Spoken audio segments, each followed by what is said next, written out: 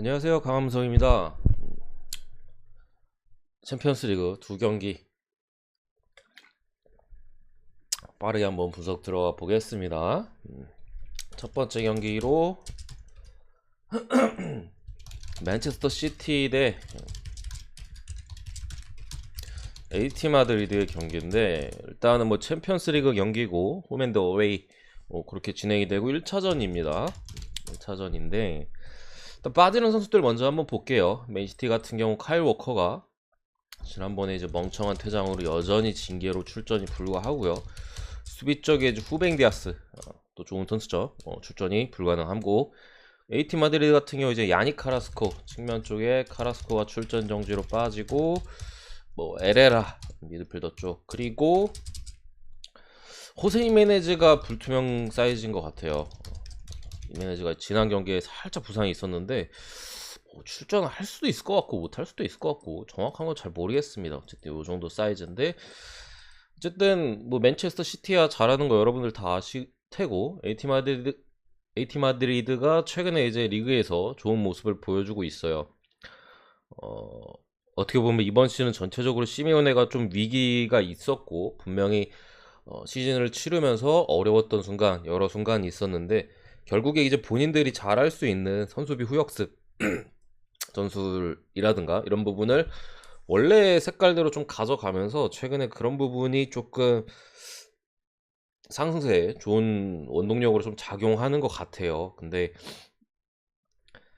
제가 볼 때는 이 경기는 일단은 AT 마드리드가 쉽사리 기회를 잡기 어려워 보입니다.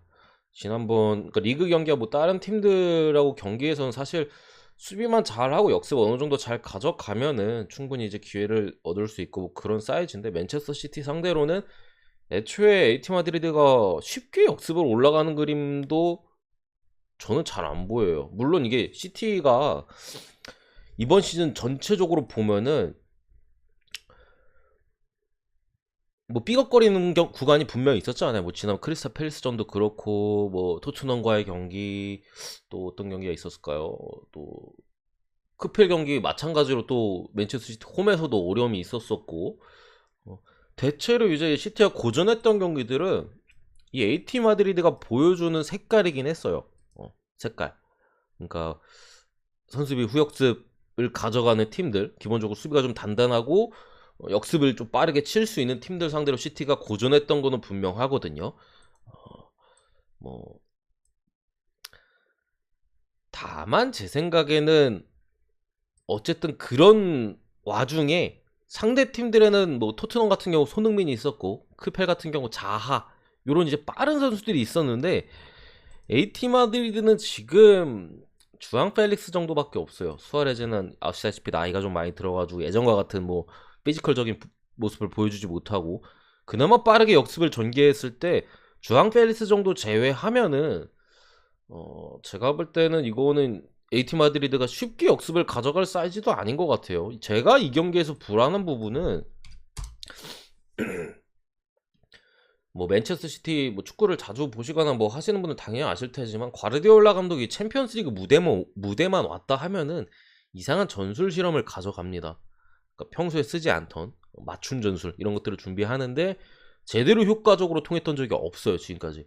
그러다 보니까 맨체스터 시티가 챔스에서는 좀 많이 고전했던 모습을 보여줬었죠. 뭐 아직까지 우승이 없고 결승에는 갔었지만 뭐 그런 모습을 보여주고 있다라는 점, 그게 일단은 제가 볼 땐 좀 불안한 요소인데, 그것 때문에 제 생각에는 마인이 불안해요. 솔직히 일반승은 저는 무조건 한다는 생각이에요. 뭐 꼬마가 지금 반등의 사이즈고, 선수비 후역수 맨체스터가 좀 약했고 뭐 다 어느 정도 생각이 있는데, 저도 지금의 어떤 AT 마드리드의 어떤 그런 사이즈로 봐서는 이거 시티 상대로 어, 패배를 면하기는 어렵다. 결국에는 몇 점 차로 지냐가 제가 볼 때는 관건이라고 생각하거든요. 지금의 어떤 시티의 미드필더 쪽에서의 짜임새와 앞선에서의 패싱, 특히나 이제 꼬마 같은 경우도 수비력이 한창 좋았을 때보다 좋지는 않아요. 분명히 약간 옛날에는 완전히 틀어막는 모습이었으면 지금은 그 정도까지 강한 수비는 아니거든요.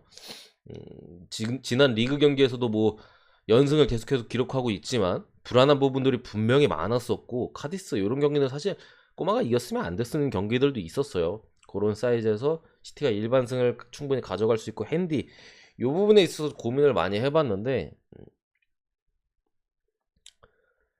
제 개인적으로는 그래도 마인 가능성이 더 높다고 생각을 해요.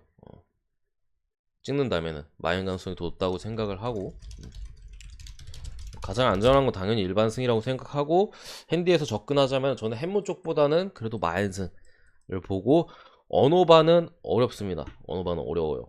그러니까 이게 어떻게 보면은 저는 마인승 가능성이 높다고 봤지만 1대0으로 끝날 가능성도 분명히 있는 경기고 저는 마인승을 보는 것도 애초에 막 3대0, 3대1 이런 사이즈도 물론 뭐 불가능한 부분은 아닙니다만 2대0 사이즈도 충분히 좀 가능성이 높아 보이거든요. 그래가지고 언어반은 패스를 하도록 하겠습니다.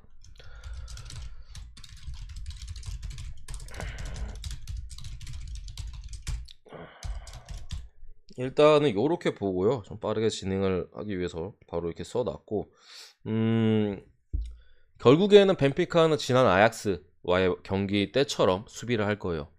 리버풀이 결국 공격을 막으려고 노력을 할 거고 뭐 어떻게 한 골 뽑아서 이기거나 아니면 비기거나 결국 2차전으로 가면 어쨌든 원정이지만 어떻게 될지는 모르잖아. 벤피카는 그런 그림을 그릴 수밖에 없고 리버풀 입장에서는 기본적으로 뭐 이 경기를 가져가기만 하면은 우리는 뭐 올라간다라는 마인드가 있을 것이고 뭐 무승부도 그렇게까지 나쁜 결과는 아니다 라고 받아들일 가능성이 높다. 그런 부분에 있어서 어쨌든 리버풀도 최근에 A매치 일정, 리그 일정 해가지고 빡빡한 경기 일정을 가져가고 있고 앞선에서의 화력에서는 조금 그래도 떨어진 모습이 분명히 보입니다. 그런 상황에서 벤피카의 수비를 상대로 좀 고전할 가능성이 있고 오늘 경기 같은 경우 아무래도 루이스 디아스 이런 이제 포르투갈 리그의 경험이 있는 선수들이 어쨌든 리버풀 공격진에 포진해 있기 때문에 이런 선수들의 또 역할이 또 중요할 수도 있어요.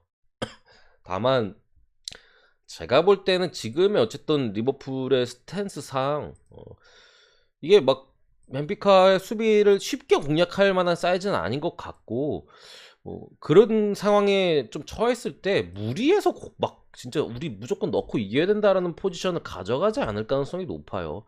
계속 꾸준하게 점유율이나 안정적인 경기를 유지하면서 한두 골을 넣고 승리하는 그림 그런 그림을 애초에 리버풀이 그리고 왔을 가능성이 높다 라는 부분을 봤을 때 저는 뭐 어쨌든 그래도 양팀의 상황상 리버풀의 승리 가능성을 높게 보고요. 한 점 차 그리고 저득점의 가능성까지 1대0 정도로 리버풀이 잡지 않을까 싶어요. 예상외로 좀 저득점으로 갈 가능성이 높아 보이고 그렇게 예상을 합니다. 결장자 같은 경우에는 양팀 다 뭐 크게 뭐 결장자들은 없어요. 벤피카도 뭐 최전방에 다윈 누네즈 뭐 이런 핵심 자원들은 다 나오고요. 뭐 로테이션 좀 돌아가는 자원들이 몇몇 빠지고 리버풀도 대체로 지금 불투명 자원들이 좀 많은데 뭐 핵심 자원들 같은 경우에는 대부분 다 출전이 가능하다. 다만 컨디션적인 부분에 서는 뭐 100%가 아닌 선수들이 좀 있을 수 있다는 생각이 들어요. 다만 어쨌든 이렇게 보고 넘어가도록 하겠습니다. 구독과 좋아요 한 번씩 부탁드리고 감사합니다.